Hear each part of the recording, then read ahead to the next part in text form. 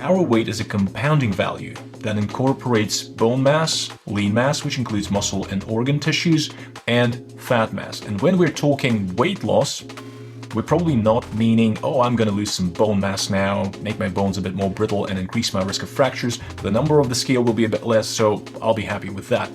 At the same time, we're also not implying losing muscle, because muscle is one of the most important longevity organs in our body.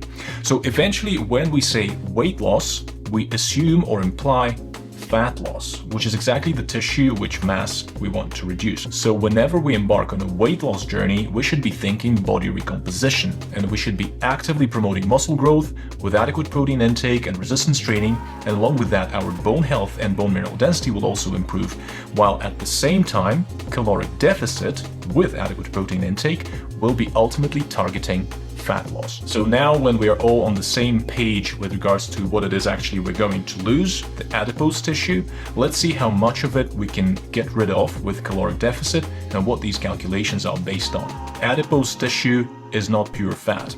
About 80 to 87% of adipose tissue is indeed composed of adipocytes or fat cells, but the remaining is formed of water, protein, and cellular material. So in reality, 1 kilogram of adipose tissue will contain around 850 grams of fat on average. I'm sure you all know that fat provides roughly 9 calories per gram, so if we think about the total energy content of 1 kilogram of body fat, it will be approximately 7,700 calories. And this number, 7,700 calories per kilogram body fat, is the foundation for most weight loss calculations. Now let's do some calorie-based maths together. If every day we create 500 calorie deficit, we have minus 3,500 per week, and that translates to roughly 1 pound or 450 grams of fat loss per week.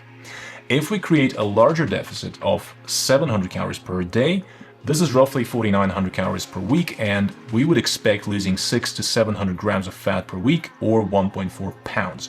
So in a perspective of 1 month, we are looking at roughly 4 to 6 pounds or 2 to 3 kilos, and in the annual perspective, we could expect 52 to 73 pounds or 24 to 33 kilograms. It is important to know that even in the very beginning, the weight loss is not linear. And when put on the graph, we rather see a seesaw around some imagined down-going line than a straight line. But over the first 3 to 6 months of caloric restriction, weight loss may be reasonably steady and may result in 5 to 10% body weight reduction. And this usually brings meaningful metabolic and cardiovascular improvements already.